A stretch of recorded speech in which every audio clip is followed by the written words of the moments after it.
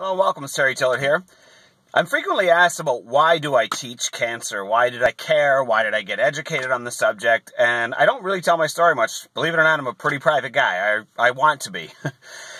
Anyway, years ago I had an aunt who had a Marian uncle, I guess, into the family, and he was fairly new to the family, and he and I had bonded and connected, and he knew that I was very interested in natural health. I was interested in this as a teenager.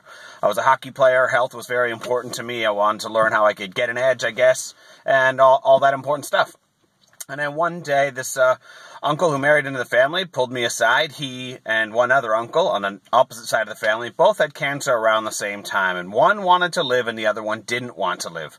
And this was a big lesson for me because the one that wanted to live pulled me aside and said, listen, I know that you're right about health. I get it. I try and eat right, and I try and eat off the land and the ground and the farm and all that stuff. I try and get close to my food. I don't really know why I've got cancer. Something went wrong, and my family, my daughters, your aunt, are all trying to talk me into chemo, radiation, and surgery. And I know that it's wrong, and I know that you're right about this, and that it's poison, and that it's awful for me, and it's the wrong way to go. But here's the dilemma. I don't know what to do if I didn't do that. What would you do?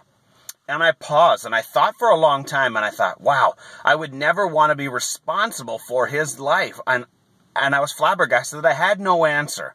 I didn't know how to answer that question for him. And it really bothered me.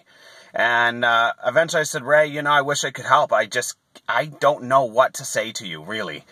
And that day baffled me. It stuck with me because he eventually went to the hospital and took some chemo just to get things under control, as he told me he would do, and then he wanted to go back to the healing path. The problem was, as my memory serves, this is many years ago, he never really did leave the hospital, and if he did, it was very sparingly. I went to go visit him once or twice as the hospital was over an hour away. We were young, and he melted on his footprint. I mean, chemo and the doctors just destroyed him, and he basically never left. He died a young death, and my aunt was happy for the first time in her life that, as I recall it, and, she's still upset to this day, so many years later, more than a decade, maybe 2 decades later, I think.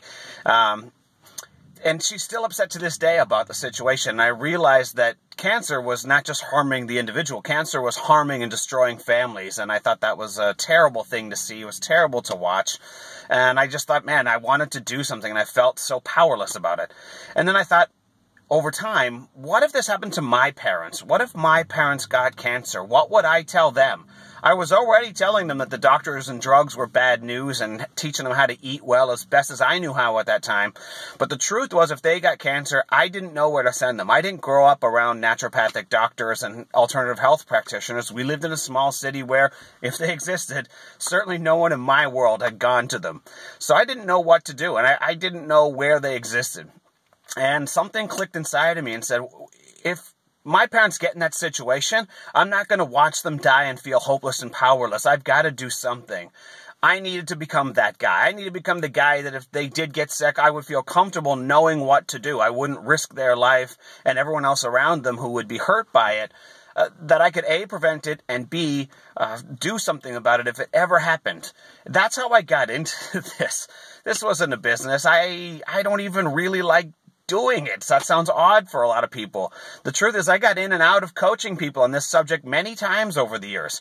I've had girlfriends, family, my wife, many friends, the FDA, the border crossing guards. I've had lots of problems since teaching this stuff. And I've gotten in and out of wanting to do it, not wanting to do it, forced out of it in some ways. At the end of the day, I realized that I really got a lot of specialized knowledge over the years that's not found anywhere else. And I've got to do something for those who just need answers, people who are willing to make changes. The truth is, dealing with people who want to argue for their limitations and look for magic pills and not want to make lifestyle changes, there's nothing fun about it. It's rewarding when you get through to those who really want to change, but really, I guess I don't want to make this a long video, but that's how I got into this whole thing. I was already interested in health. I read some books, and I didn't want to become a statistic. I didn't want to watch the people I loved and cared about become a statistic if there was something I could do about it. Thankfully, I've done something for many families over the years, and I'm grateful and I'm proud of that. And I guess I'm still going to keep teaching it for the time being, despite all the controversy and problems, and to the chagrin of a lot of people who care about me and my future. But I want you to know that if you're sick and you're out there and you're seeking specialized knowledge, I am here to help you, and I really have put tens of thousands of hours into learning how to help people.